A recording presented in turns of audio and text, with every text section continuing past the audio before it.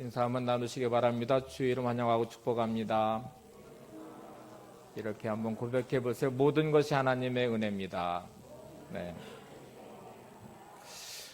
미국의 남가주 주립대학이라는 대학이 있는데 조시 댄시그라는 사람이 있었습니다. 대학원 졸업학교였고 이제 박사과정을 마치고 마지막 졸업 시험을 남겨두고 있었습니다. 그때 학교에서 중요한 공고가 하나 났는데 수학과 교수 한 명이 결혼이 되면서 이번에 그 졸업한 학생들 중에 박사학위를 받는 분들이 꽤 여러 명 있었어요. 그래서 뛰어난 인재들이기 때문에 그 중에 한 명을 교수로 채용하기로 결정을 하고 공고를 냈습니다.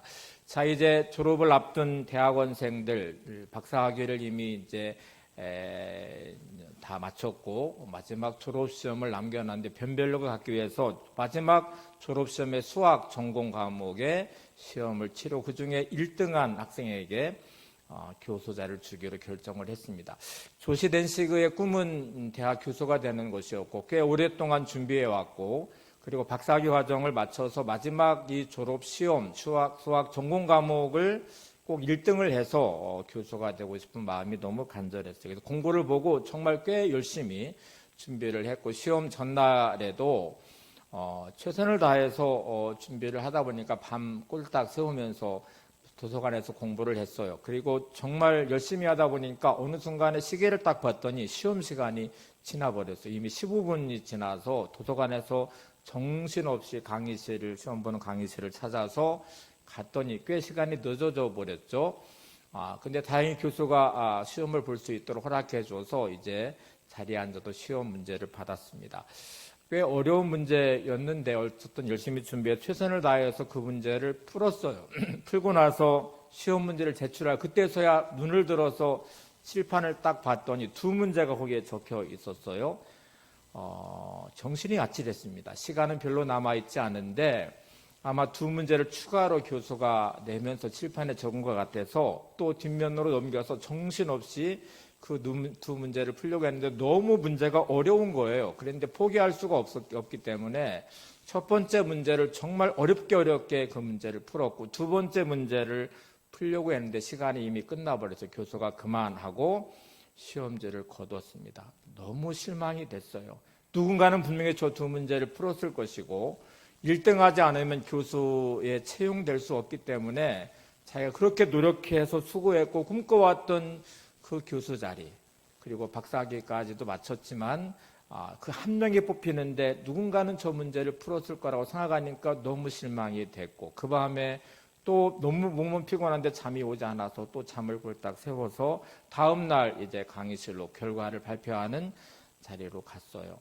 가서 자리에 앉았는데 너무 실망한 상태로 낙심해 있는데 교수가 조시 댄시그의 이름을 부르는 거예요. 부르면서 자네 어제 시험 볼 때 시간이 늦었지? 라고 묻자 죄송합니다. 제가 너무너무 교수가 되고 싶었고 시험을 잘 보고 싶어서 밤새도록 공부를 하다 보니까 시간 가는 줄을 제가 몰랐습니다. 그래서 늦었습니다. 이렇게 말했더니 내가 그걸 책망하려는 게 아니고 내가 시험지를 나눠주면서 학생들에게 이렇게 말을 했네. 수학은 풀기 어려운 난제의 문제들이 너무 많은데 이번 시험도 꽤 어려운 문제를 출제했다고 말을 하면서 이제 교수를 채용하는 과정에 시험 문제이기 때문에 더구나 졸업시험이어서 변별력을 갖기 위해서 꽤 어려운 문제를 냈다는 거예요. 그런데 낸 문제는 답이 있는 문제인데 어떤 문제 같은 경우에는 답이 없는 문제, 풀지 못하는 문제라는 것도 수학에는 있네 하면서 칠판에 예를 들어서 이런 문제는 아직까지 풀지 못한 답이 없는 풀 수 없는 문제라네 하고 아주 어려운 문제, 아직 풀리지 않은 문제, 풀 수 없는 문제의 두 문제를 예를 들어서 칠판에 적어놓은 거였대요. 그걸 풀라고 낸 문제가 아니고 이렇게 어려운 문제가 있다는 것을 알려주게 적었는데 자네가 그 첫 번째 문제를 풀었네. 이렇게 말을 하면서 자네를 교수로 채용하기로 결정했네. 이렇게 얘기를 하더래요. 다시 이 얘기를 잘 곱씹어 보세요. 존시 댄시그가 만약에 칠판에 적은 문제를 풀 수 없는 문제라고 교수가 말하는 걸 들었으면 아마 그 문제를 풀지 않았을 것입니다. 도전도 하지 않았을 거예요. 근데 교수가 풀 수 없는 문제라는 말을 듣지 못했고 조시 댄시그는 저 문제를 풀어야 교수가 될 수 있다고 생각하기 때문에 그 절박함으로 첫 번째 문제를 풀어냈어요. 우리는 살아가면서 우리가 가지고 있는 경험이든지 내가 가져온 기준이든지 세상적 가치 안에 묶여버리면 어떤 경우에는 내 인생은 희망이 없어. 나는 이제 어떻게 할 수 없나 봐. 이 물질의 문제든 건강의 문제든 관계의 문제든 환경의 문제든 나는 이제 끝난 것 같아. 나는 도저히 어떻게 할 수 없을 것 같아. 이렇게 우리는 낙심하고 절망하고 내 삶의 변화나 기대나 소망을 저버리는 경우가 많이 있어요. 여러분, 믿음이라는 게 뭘까요? 예수 믿는다는 말은 내 자신의 연약함을 내가 알고 내 죄를 알고 내 무능함을 알고 전능하신 하나님, 살아계신 하나님을 믿는 것입니다. 내 자신 안에 있는 내 능력으로는 불가능하지만 하나님이 함께 하시면 할 수 있다는 믿음을 갖는 것이죠.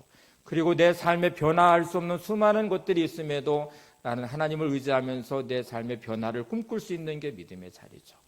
오늘 맥주감사의 주일 예배를 드리는 여러분의 삶에 하나님을 통한 기대가 있는 삶으로 세우시기를 바랍니다. 하나님을 통해서 내 삶은 변할 수 있다고 믿으시고 우리 가정은 변할 수 있다고 믿으시고 내 삶에 묶여있는 많은 결박들은 내 능력으로는 불가능하지만 하나님이 하시면 하실 수 있다는 믿음을 가지고 오늘 이 기대와 소망 가운데 예배하시고 또 말씀을 들으시기를 바랍니다. 우리가 지난주는 세 가지 자아상, 그리스도인에게 필요한 자아상에 대한 말씀을 드렸어요. 창조적 자아상과 또 은혜적 자아상 그리고 가능성의 자아상에 대한 말씀을 드렸는데 오늘 맥주감사주일 설교를 준비하면서 감사라는 게 어떨 때 우리가 감사의 고백을 할 수 있을까 생각하다가 이 두 번째 은혜적 자아상, 은혜의 자아상을 통한 감사를 오늘 해보겠으면 좋겠다 해서 제목 자체를 은혜의 자아상을 통한 감사라고 잡았어요. 그리고 본문의 말씀이 시편 116편 12절인데 저는 이 고백이 저의 고백되기를 늘 소망하기도 하고 또 오늘 예배드리신 여러분의 똑같은 고백으로 오늘 올려지기를 소망합니다. 이렇게 말씀합니다. 시편 116편 12절 내게 주신 모든 은혜를 내가 여호와께 무엇으로 보답할까? 내게 주신 모든 은혜를 내가 여호와께 무엇으로 보답할까? 이 시편 기자의 고백을 잘 들여다보시면 은혜적 자아상, 은혜의 자아상을 통한 감사라는 것을 일단 알 수 있습니다. 이 말씀을 들으면 많은 사람들은 생각 속에 참 저 사람은 저 시편 기자는 어떤 은혜를 저렇게 많이 받았기에 이 은혜에 대한 감사로 내가 여호와께 무엇으로 보답할까 이렇게 고백할까? 받은 게 많으니까 누리는 것이 많으니까 하나님이 주신 것이 너무너무 많으니까 그런 고백을 할 수 있지 않을까? 그런데 나는 이렇게 힘들고 어려운데 내가 너무 삶의 결핍함이 있고 어려움도 있고 고통을 당하고 있는데 내가 뭐 이렇게 하나님께 보답할 게 뭐가 있을까? 나도 저렇게 많은 거를 받고 누리면 나도 하나님 은혜를 보답할 수 있을 것 같아. 혹시 이렇게 생각하시는 분 계신가요? 나는 지지리도 복도 없고 내 인생은 비참하고 나는 불행해서 나는 은혜에 대한 보답할 게 별로 없어. 이렇게 생각하신다면 큰 착각을 하시는 겁니다. 오늘 시편 116편 전체를 잘 들여다보시면 여러분은 놀라실 것입니다. 그 내용을 한번 두 구절만 확인해 보려고 해요. 시편 116편 3절에 보면 그는 이렇게 고백합니다.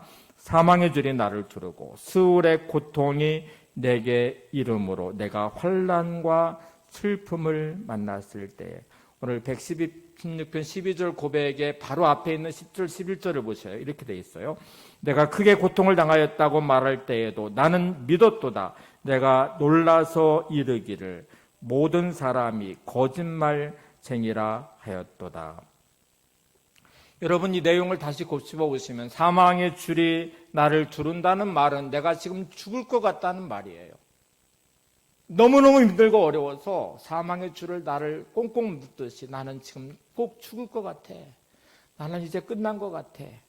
라는 말, 스울의 고통이 내게 이름으로라는 말은 지옥 같은 고통. 내 삶은 진짜 지옥 같아. 내가 너무너무 힘들고 어려워. 라는 말입니다. 그리고 그것이 환난과 슬픔을 만났을 때라고 말합니다. 스울의 고통도 그렇고 사망의 줄도 마찬가지. 이것이 나에게 환난과 슬픔을 만난 이 순간 이 자리라는 말이에요. 바로 고백한 12절 바로 앞에 있는 10절 11절에 보면 내가 고통을 당하였을 때 나는 믿었다라는 말은 그 힘들고 죽을 것 같은 고통, 지옥 같은 고통, 환난과 슬픔을 만났을 때 나는 하나님을 향해 나는 믿었다. 하나님이 이 문제를 풀어줄 것을 내가 믿는다. 내게 주신 모든 은혜를 내가 무엇으로 보답할까라는 마음이 내 안에 있다 하고 말했더니 모든 사람들이 나를 거짓말쟁이라고 공격하고 있대요. 여러분이 말하고 있는 삶의 자리에 나 너무 힘들고 어려워. 내 인생은 왜 이런지 모르겠어. 나는 진짜 지옥 같아. 나 진짜 죽을 것 같아. 라고 말하는 그 순간에 여러분은 지금 은혜의 자아상이 있으신가요? 하나님을 향하여 내게 주신 모든 은혜를 내가 여호와께 무엇으로 보답할까? 근데 주변의 사람들은 너 그거 거짓말이야. 이렇게 어려움 당하는데 뭐 네가 하나님께 감사해? 네가 이렇게 고통당하는데 네 마음이 너 하나님을 너 믿어?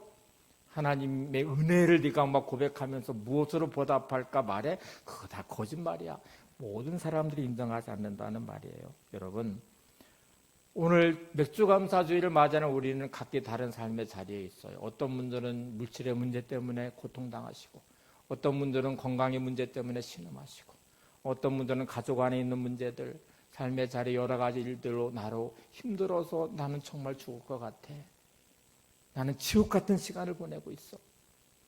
이렇게 말하는 환난과 슬픔을 만나는 그 자리에 그 환경에 묶여 관계에 묶여서 나는 그대로 그거를 반응하시는 사람인지 나는 그 중에 있을지라도 하나님을 내가 믿어.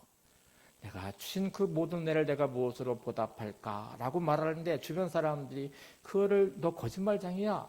네가 이렇게 어려움 당하는데 무슨 감사야. 네가 이렇게 고통당하는데 무슨 하나님의 은혜야. 라고 말하는 그 삶의 자리에 하나님을 믿는 믿음이 있으신가요? 시편의 반 정도를 다윗이 썼거든요.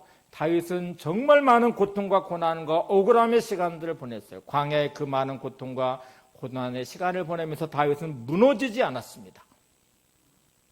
어떤 삶의 자리이든지 자신의 시각과 자신의 관점으로 정의를 내리지 않고 하나님의 시각과 하나님의 관점으로 바라보려고 했고 자신의 인생에 어떤 막혀있는 삶의 자리도 하나님을 향한 은혜의 통로를 열어놓았고 은혜를 회복했으며 그 은혜 안에 자신의 인생을 세웠고 하나님을 찬양하기 시작했습니다. 믿음을 잃어버리지 않았습니다. 어떻게 하면 문제를 풀어갈 수 있는지에 대한 길을 또 찾아내기 시작했어요. 하나님을 신뢰하는 믿음으로 모든 것을 이겨냈어요. 시편 116편의 저자는 누군지 나와 있지 않습니다. 이 사람이 다윗일 수도 있고 다윗과 같은 고통과 어려움을 만난 어떤 한 사람일 수도 있는데 여러분 이 고통과 고난과 어려움의 순간에도 너무 힘들고 어렵지만 자신의 마음을 빼앗기지 않고 자신의 인생을 무너뜨리지 않고 그 모든 삶의 자리에서 하나님을 믿었대요. 사망의 줄이 나를 두르고 수월의 고통이 내게 이르러 내가 환난과 슬픔을 만났던 그 순간에 사람들을 향하여 자신을 향하여 내가 하나님을 믿어 내게 주신 모든 은혜를 내가 무엇으로 보답할꼬 이렇게 고백하는 이 시편 기자의 고백을 한번 들여다보세요. 여러분 내 삶은 환경에 묶여버리고 시선을 빼앗기고 사람에게 내 마음을 빼앗겨서 상한 마음과 고통과 어려움 가운데 절망하기도 하고 불평하기도 하고 원망하기도 하면서 하나님을 잃어버리지 않았습니까? 하나님을 향한 시선을 빼앗기지 않았습니까? 하나님의 은혜는 고통과 고난의 그곳에도 하나님의 은혜가 있습니다. 칠흑같이 어두운 밤하늘에 별은 빛납니다. 놀랍게도 칠흑같이 어두운 밤 위에 별은 빛나요. 내가 힘들고 고통스러운 칠흑같이 어두운 내 인생의 밤에 별같이 빛나는 하나님의 은혜를 경험하셔야 돼요. 하나님을 만나셔야 돼요. 힘들고 어려울수록 하나님의 위로가 크시다는 것도 잊지 마셔야 됩니다. 내 힘으로 감당할 수 없는 그 자리에 내가 하나님을 신뢰하는 믿음을 가지면 하나님의 기적을 보게 될 것입니다. 그게 하나님 역사하심의 방법이죠. 길이 없기 때문에 방법이 없기 때문에 하나님만 바라볼 수밖에 없는 그 자리 홍해 앞에 놓여 있는 이스라엘 백성들 같이 그 순간에 하나님이 길을 열으시는 홍해를 가르신 하나님을 만나게 되죠. 여리고성같이 난공불락의 성 앞에 놓여 있어도 하나님을 신뢰하는 믿음으로 바라볼 때 하나님이 여리고성을 무너뜨리는 기적을 경험하게 되죠. 여러분, 여러분의 모든 삶의 자리가 하나님의 은혜의 통로가 활짝 열려서 그 은혜 위에 여러분의 인생을 세우시고 오늘 시편 기자의 고백같이 고백하시기를 바랍니다. 내게 주신 모든 은혜를 내가 여호와께 무엇으로 보답할꼬. 어떤 사람들은 어려운 문제와 환경에 처하게 되면 나 너무 힘들어, 나 너무 고통스러워, 나는 못해, 안 돼, 내 인생은 불행해, 이렇게 말하기도. 어떤 사람은 진짜 힘들고 어려운 순간에도 감사하기도 해요. 할 수 있다고 말하기도 해요. 누가 옳을까요? 둘 다 옳아요. 내가 힘들고 어렵다고 말하는 인생은 힘든 인생인 것이고, 그 중에도 감사하는 사람은 감사하는 인생을 사는 것이고, 불행하다고 말하면 불행한 인생인 것이고, 행복하다고 말하면 행복한 인생입니다. 둘은 자신들이 생각한 대로, 자신들이 말한 대로 그렇게 인생이 묶여버렸기 때문에 둘 다 옳습니다. 여러분은 어떤 것을 선택하느냐가 중요하죠. 내가 어떤 자리에 서서 어떤 말을 하며 어떤 생각을 하면서 오늘을 살고 있는지, 그게 여러분의 인생이에요. 경영의 신이라고 불리는 일본의 이 내셔널 전기그룹의 마쓰시다 고노스케라는 분이 있어요. 이분은 공항을 만났을 때에 또 불경기 안에도 한 명의 직원도 해고하지 않고 함께 그 과정을 살아남아서 회사를 아주 잘 세운 사람이었어요. 일본에서는 경영의 신이라고 불립니다. 어느 날 기자가 이 마쓰시다 고노스케에게 당신이 성공할 수 있었던 비결이 뭡니까? 라고 물어봤을 때 이 마쓰시다 고노스케는 세 가지를 말했어요. 근데 세 가지 말에다가 감사의 고백을 담아 세 가지 감사로 표현했습니다. 그대로 제가 한번 인용해 볼게요. 첫째, 집이 몹시 가난했음을 감사합니다. 그래서 어릴 적부터 구두닦이 신문팔이 같은 고생을 통해 세상을 살아가는데 필요한 경험을 많이 쌓았습니다. 둘째, 태어날 때부터 몹시 몸이 약했음을 감사합니다. 그래서 항상 운동에 힘써서 늙어서도 건강하게 지낼 수 있었습니다. 셋째, 초등학교도 못 다니게 된 것을 감사합니다. 그래서 세상 모든 사람을 스스로 선생 삼아 열심히 질문하며 배우는 일을 게을리 하지 않았습니다. 마쓰시다 고노스케가 말한 세 가지는 인생을 불행하게 만드는 세 가지였어요. 많은 사람들이 세 가지에 묶여서 인생이 무너지고 인생을 저주하고 스스로를 불행하다고 만든 이 세 가지는 오히려 마쓰시다 고노스케는 세 가지 감사로 고백하면서 그것이 자신의 성공한 비결이라고 말했습니다. 다시 되짚어 볼까요? 몹시 가난한 가정에 태어났음에 대해 감사하고 이것이 나를 성공시킨 비결이었습니다. 이유를 이렇게 말했어요. 너무너무 가난하기 때문에 어릴 때부터 구두닦기, 신문팔이 같은 온갖 고생을 다했지만 나는 그 과정을 통해 세상을 배웠습니다. 세상을 알아갔습니다. 둘째, 몸이 너무 약하게 태어난 것, 그건 저한테 너무 감사한 부분이었습니다. 그것 때문에 저는 어릴 때부터 운동을 게을리 하지 않았고 운동을 통해서 지금도 나이가 많이 들어서 건강을 유지할 수 있는 비결이었습니다. 세 번째, 너무너무 가난해서 배울 수 없었고 초등학교조차도 다닐 수 없음에 대해서 감사합니다. 나는 그래서 세상의 모든 사람들을 스스로 스승 삼아서 선생 삼아서 배우려고 했고 배우기를 게을리하지 않았고 노력해서 나는 계속 성장했고 이렇게 성공한 사업가가 될 수 있었습니다. 여러분, 자, 이분의 생각을 잘 들여다보세요. 누군가는 불행하다고 말할 그에게는 성공의 밑거름이 됐대요. 누군가는 불평하는 그것이 자기는 감사의 요인이 돼요. 여러분은 어떤 생각을 하시며 어떤 말을 하시며 어떤 삶의 자리에 서 계십니까? 잠언 23장 7절에 이런 말씀이 있어요. 그 마음의 생각이 어떠하면 그 위인도 그러한즉. 다시 표현하면 네가 어떤 생각을 하고 있어? 그게 바로 너야. 불평하고 있으십니까? 그 사람은 불평의 사람입니다. 원망하고 있습니까? 그 사람은 원망의 사람입니다. 분노하고 있으십니까? 그 사람은 분노의 사람이에요. 주어진 삶의 자리에서 감사하시나요? 그 사람은 감사하는 사람이에요. 부정적인 생각에 묶여서 늘 불평하고 원망하고 부정적인 생각과 인생이 망하는 생각과 불행한 생각만 품고 계신가요? 그 마음의 생각이 어떠하면 그 위인도 그러한즉 그는 그 사람이에요. 가장 힘들고 어려울 때 하나님을 향하여 감사하고 시편 기자의 고백같이 나는 믿노라 하고 말하고 믿음의 자리에 섰다면 그 사람은 믿음의 사람입니다. 생각하는 그가 바로 그 사람이라는 말이에요. 나는 치질이도 복이 없어 라고 말하면 그 사람은 치질이도 복이 없는 사람이에요. 나는 불행해 라고 말하면 그 사람은 불행한 사람이에요. 나는 진짜 복덩어리야 라고 말하면 그 사람은 복덩어리 인생이 되는 거죠. 나는 하나님을 믿으니까 잘 될 거야 라고 말하면 그 사람은 믿음의 사람이고 잘 되는 사람이기도 합니다. 이게 태도라는 것이거든요. 여러분, 폭풍우가 몰아쳐오는 바다에서 한 배가 또 있다고 생각해 보세요. 배는 바람 부는 대로 갈까요? 아니요, 그렇지 않아요. 배는 돛의 방향대로 가요. 돛의 방향을 틀어서 잘 맞추면 바람을 역행해서 가기도 합니다. 바람을 이용해서 좌로도 가고 우로도 갈 수도 있고 자기가 원하는 방향으로 가요. 배는 바람 부는 대로 가지 않고 키의 방향대로 움직여요. 이게 배의 원리거든요. 태도는, 생각은 여러분 배의 돛과 같습니다.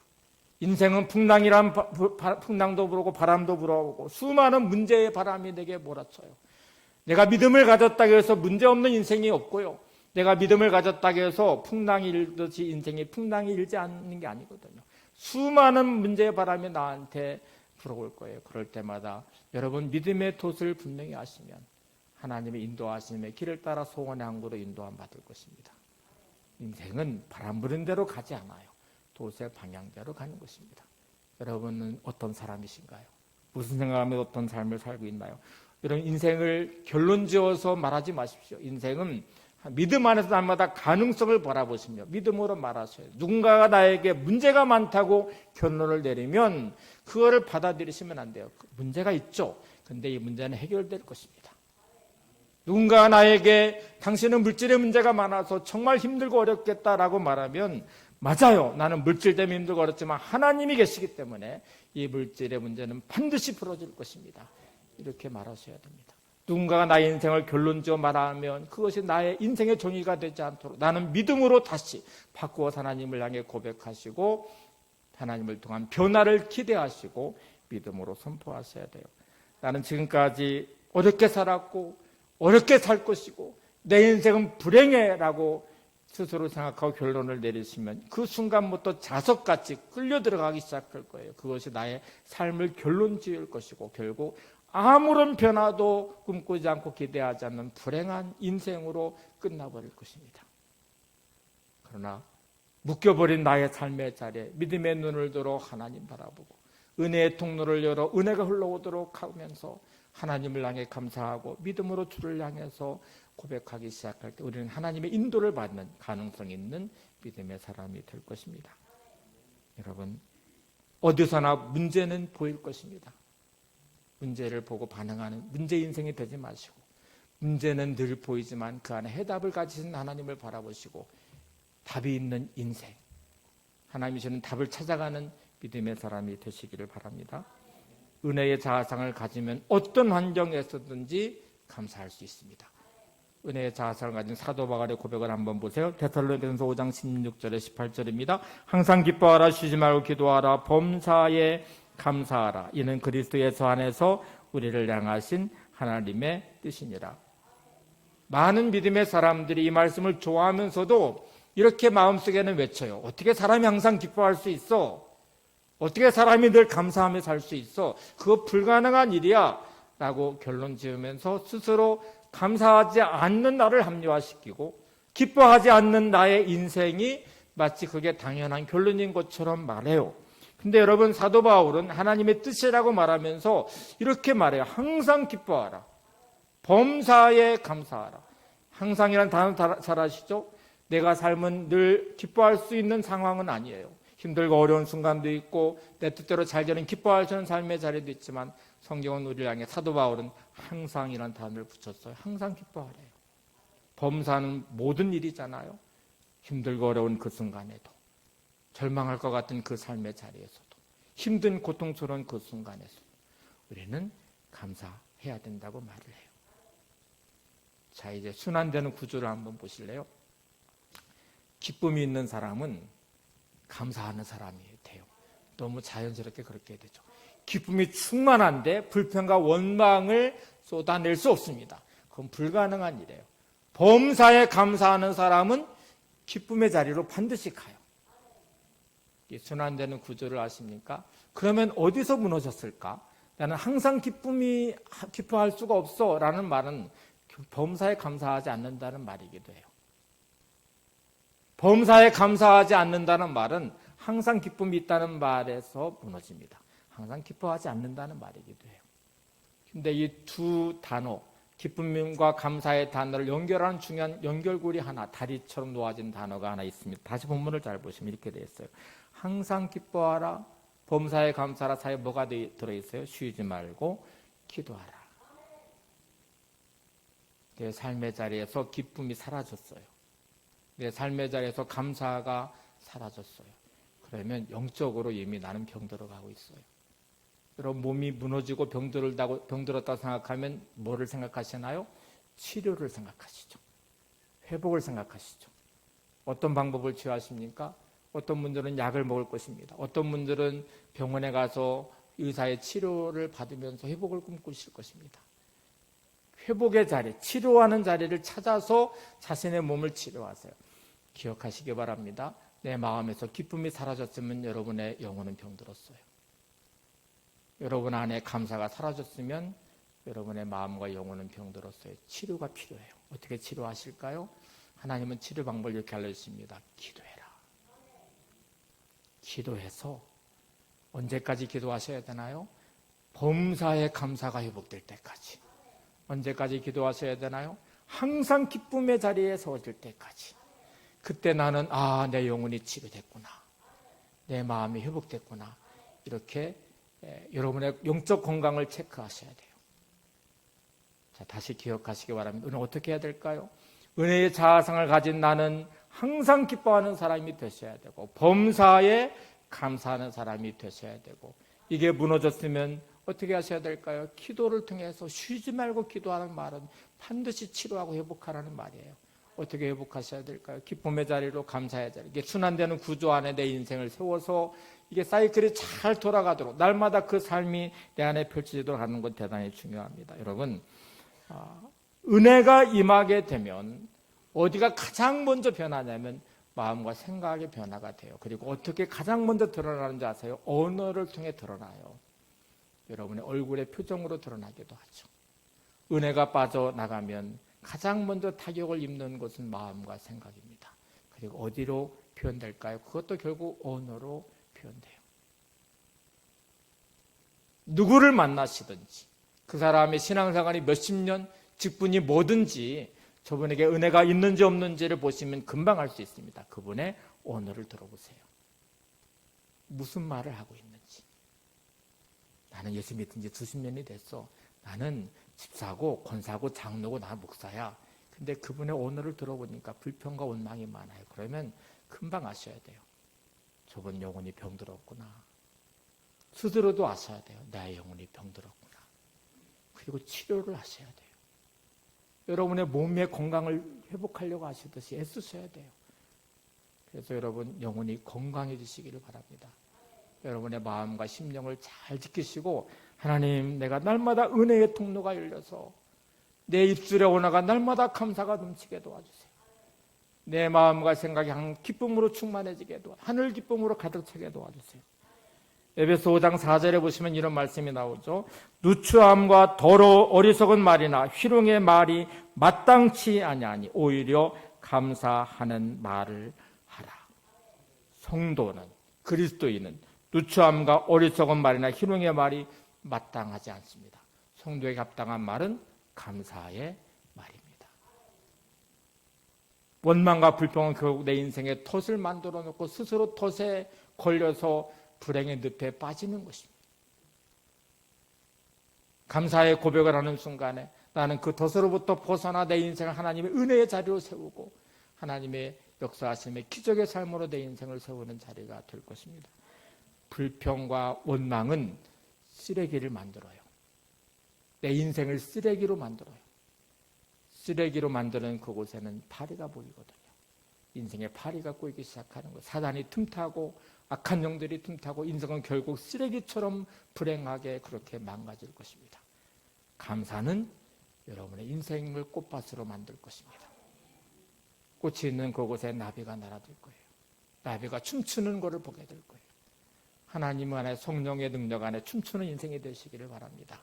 뭐를 통해? 감사를 통해 인생의 꽃밭을 만들어내고 라비가 춤을 추듯 하나님을 향하여 춤추는 기쁨이 가득한 삶으로 세워가시기를 바랍니다. 스스로 인생을 불평과 원망으로 쓰레기 같은 인생으로 만들고 발 있다가 날아들듯이 시험당하는 인생, 악한 영에 틈타는 인생, 불행의 늪에 빠져서 결국 인생이 불행의 인생으로 만들지 마시기 바랍니다.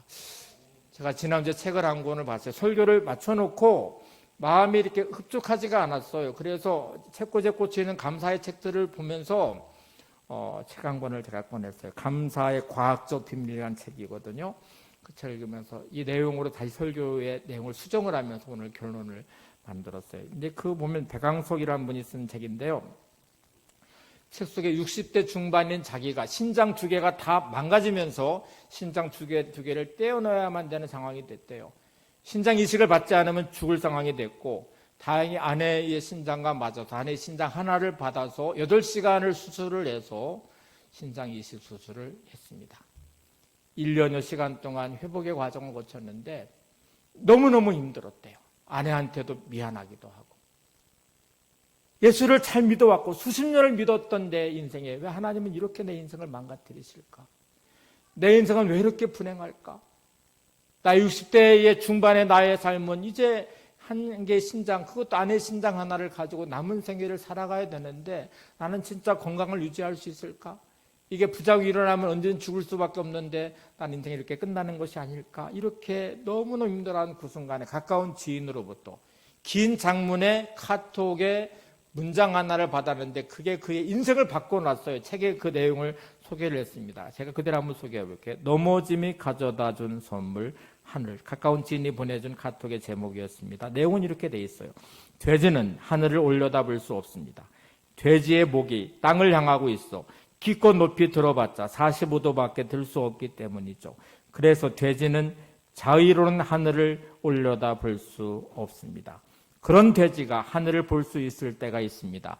그때는 바로 넘어졌을 때입니다. 우리의 삶에도 때로 넘어지는 순간이 찾아옵니다. 나의 모습이 때론 돼지를 닮아 물질의 눈이 멀어, 권력의 눈이 멀어, 사람의 눈이 멀어 그것만을 찾아 고개를 파묻고 땅만 파헤치고 있지 않나 반성해 봅니다. 넘어짐이 가져다 준 선물 하늘. 아름다운 하늘을 볼 수 있게 해주셔서 감사합니다. 여러분, 돼지는 목이 45도밖에 꺾이지 않는데 그래서 돼지는 선체로 절대로 하늘을 볼 수 없대요. 돼지는 땅만 보고 계속 꿀꿀거리며 평생 살아요. 근데 돼지가 유일하게 하늘을 볼 수 있을 때는 넘어졌을 때, 벌러덩 넘어졌을 때 그때 비로소 하늘을 볼 수 있대요.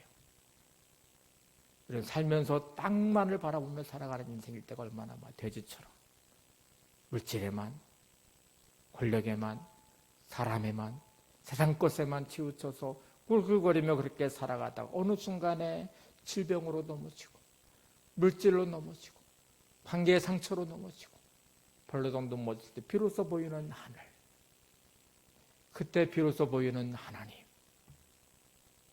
그때 비로소 보이는 내 자신을 성찰하면서 내가 믿음 없이 살았구나. 하나님의 은혜로 살아왔는데 내가 오늘 이렇게 사는 인생이 하나님이 내게 잃어버린 하늘을 보게 하시려고, 잃어버린 하나님을 찾게 하시려고, 잃어버린 믿음을 찾게 하시려고 오늘도 내 인생을 이렇게 넘어지게 하셨구나. 넘어짐이 가져다 준 선물 하늘이라고 말하잖아요.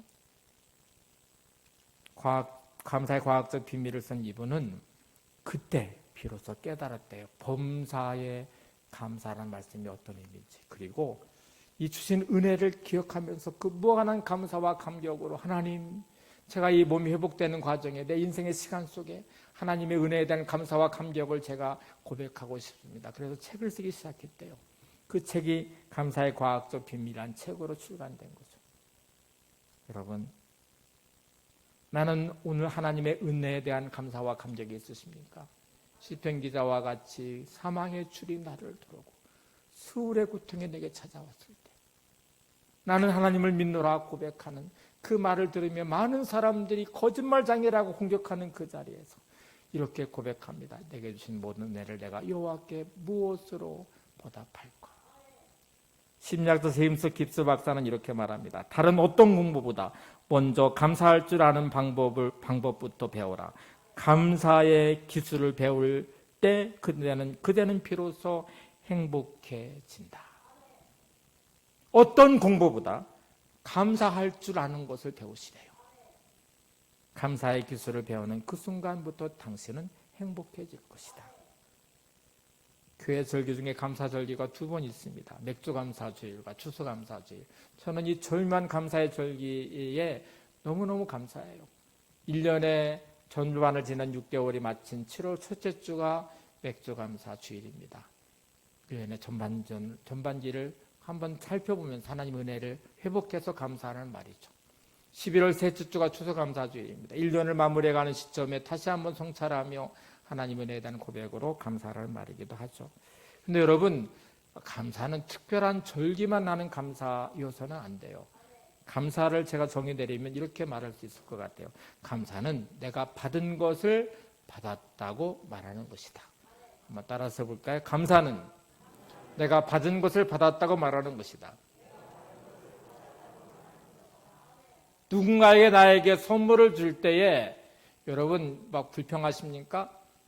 감사하잖아요. 그러면 너무 자연스럽게 고마워, 감사합니다 이렇게 말을 하시잖아요. 내 인생 가운데 받지 않은 것이 하나도 없습니다. 여기 수많은 고난을 당할 때 내가 적신으로 돌아가온 적 이렇게 고백하면 하나님을 향하여 감사했다고 말해요. 내가 이 땅에 태어난 순간부터 모든 것을 다 받은 것입니다. 생명을 주신 하나님, 오늘 나에게 시간을 주신 하나님, 나의 가정을 주시고 삶의 자리를 허락하신 하나님, 그리고 난 누군가로부터 받은 것들을 내가 누리며 살아가잖아요. 받은 것을 받았다고 말하는 것, 그게 감사예요. 제가 이거를 깨닫고 난 뒤에 절대로 불평할 수가 없었어요. 아침에 제가 일어난 첫 번째 고백이 하나님 새 생명 주셔서 감사합니다. 이렇게 시작하거든요. 하루의 시작은 주신 생명으로 시작하는 시간이에요. 그래도 절대로 불평하며 시작할 수 없습니다. 인생을 그냥 마냥 아무 생각 없이 탓하며 살 수 없습니다. 생명 주신 그 생명으로 오늘의 시간을 살아가기 때문에 감사로 시작해야 되죠. 그렇게 찾아가면 정말 많은 것들을 내가 지금 누리고 있음을 알게 돼요. 한번 찾아보세요. 제가 설교 주면 다시 곱씹어 봤어요. 내게 주신 것들이 뭐가 있을까? 정말 헤아릴 수 없이 많았고 그 모든 것들은 하나님을 향해 감사할 수밖에 없었어요. 여러분, 오늘 이 시간에 맥주감사주일 예배를 드리면서 하나님이 내게 주신 것을 헤아려 보시면서 그 하나하나에 하나님을 향해 받은 것을 받았다고 말하는 게 감사라고 하니 그 감사를 하나님께 올려보시기를 바랍니다. 근데 저는 말씀을 준비하면서 그 무엇보다 내가 받은 그 어떤 것보다 감사할 것이 있었어요. 그거는 하나님이 내 죄를 용서하신 사죄의 은총이었어요. 죄의 무서움을 아시죠? 죄는 내가 가진 모든 것을 순식간에 송두리째 빼앗아가 버립니다. 세상에서 죄를 지어서 붙잡히면 여러분의 누렸던 모든 것들을 다 빼앗깁니다. 그 어떤 것도 누릴 수 없이 감옥에 갇히게 되고요. 죄의 형량만큼 형벌을 받게 돼요. 여러분이 가지고 있는 모든 것들, 죄의 삭은 사망이 돼요. 하나님의 심판이고 멸망이래요. 죄는 여러분의 모든 걸 순식간에 빼앗아서 가장 비참하게 만들 수 있는 가장 무서운 것이 죄입니다. 그런데 그 죄를 하나님이 용서해 주셨어요. 예수님이 십자가를 지심으로 우리의 죄를 대속해 주셨어요. 그 사죄의 은총만큼 감사한 것이 없죠. 나같은 죄인 살리신 주 은혜 놀라와 하고 고백하듯이 주님의 십자가가 아니면 내 죄 문제를 용서받을 수 없고 용서받을 수 없는 나는 저주와 심판 앞에 멸망할 수밖에 없는데 하나님이 나를 얼마나 사랑하시는지, 주님이 나를 얼마나 사랑하시는지, 자신의 목숨을 내주 십자가를 지칠 만큼 나를 사랑하신 하나님의 그 크신 사랑, 주님의 십자가의 사랑을 생각할 때마다 감사와 감격이 넘칠 수밖에 없죠. 여러분, 죄는 용서함으로밖에 해결할 수 없습니다. 용서는 사랑하는 만큼 용서할 수 있습니다. 하나님이 우리 죄를 용서하셨기 때문에 죄 문제가 해결된 거예요.